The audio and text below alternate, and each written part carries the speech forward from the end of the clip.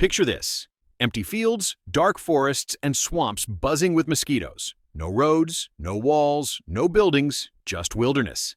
Now imagine that within a few generations, that same spot has become a bustling medieval city with markets, cathedrals, and stone walls strong enough to withstand entire armies. How did they do it? Without machines, electricity, or modern planning. Let's pull back the curtain on one of history's greatest construction projects: building a city from absolutely nothing. The first rule of medieval city building wasn't about stone or timber.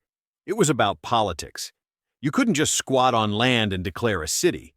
That land already belonged to someone, a king, a noble, or the church. So the very first step was negotiating a charter. This document granted rights to trade, to collect taxes, to hold markets.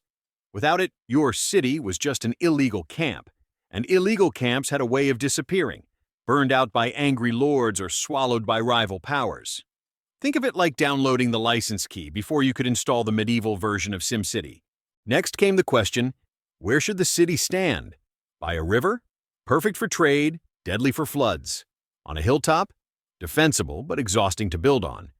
At crossroads? Great for merchants, terrible when raiders came knocking. The stakes couldn't be higher. A poor location meant starvation, disease, or attack. A smart one meant prosperity for centuries. Once the spot was chosen, nature became the enemy. Forests had to be cleared tree by tree. Stumps were hauled out with oxen and ropes. Swamps were drained with hand-dug ditches. Hills were leveled with picks and shovels. It was brutal, dirty, back-breaking labor. Imagine digging an Olympic swimming pool with nothing but wooden spades. That was daily life for the workers. And every cleared patch of land was marked out with stakes and string, laying the bones of streets that would someday hold homes, markets, and churches. Before anyone thought about comfort, they thought about survival. In medieval Europe, your neighbors weren't always friendly. A settlement without defenses was basically an invitation to be plundered. The first defenses were simple: trenches and dirt ramparts. Then came wooden palisades, spiked logs jammed into the earth. But the ultimate goal was stone walls, enormous blocks hauled from quarries, mortared together by master masons, forming barriers so thick they could shrug off fire and siege weapons. And at the weakest point, the gates. Engineers built reinforced towers, iron-bound doors, and sometimes a portcullis, a spiked grill that dropped like a guillotine to stop intruders. Only once defenses stood tall could people breathe easy enough to build homes. Most people didn't live in castles or stone houses.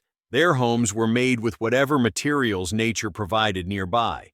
The cheapest option was wattle and daub, woven sticks plastered with clay, straw, and manure.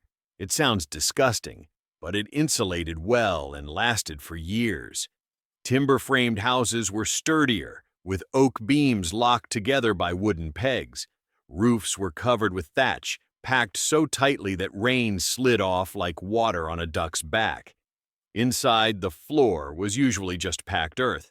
Smoke from cooking fires escaped through holes in the roof, blackening the rafters. Life was cramped, smoky, and far from glamorous. But it was survival. A city wasn't just homes. It needed infrastructure. Early streets were nothing but dirt paths.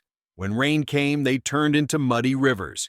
To fix this, builders laid logs across the muck, corduroy roads, or packed gravel and cobblestones piece by heavy piece until carts could pass. Water was drawn from wells dug by hand, lined with timber or stone to keep them from collapsing. Waste went into pits or ditches, which, let's be honest, made the smell of medieval cities unforgettable. Drainage systems, gutters in the streets or underground stone channels, were crucial to keeping a city alive, if not exactly clean.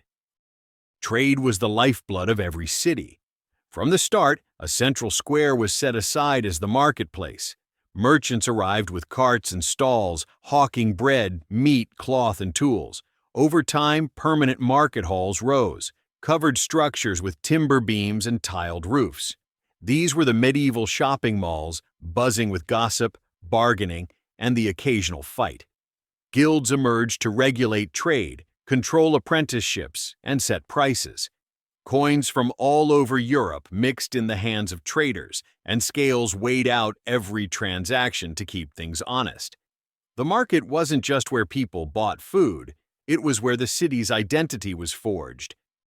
As cities grew, so did the need for order. Charters laid out laws, councils or mayors enforced them. Guards patrolled streets at night, enforcing curfews and locking the gates at sundown. Town criers announced decrees in booming voices, while courts settled disputes in public halls. One of the greatest threats was fire. With wooden houses packed together, a single spark could destroy entire neighborhoods. Rules were passed. Chimneys must be tall, wood piles kept apart, and wells kept full, because water was the only fire brigade they had. When cities thrived, they expanded. Walls were rebuilt larger. Districts formed, craftsmen in one quarter, merchants in another, religious institutions in their own compounds.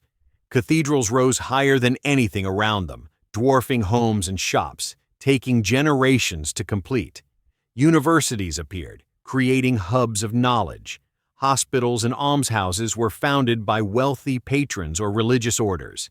Festivals filled squares with wooden stages and decorations, turning practical spaces into places of celebration.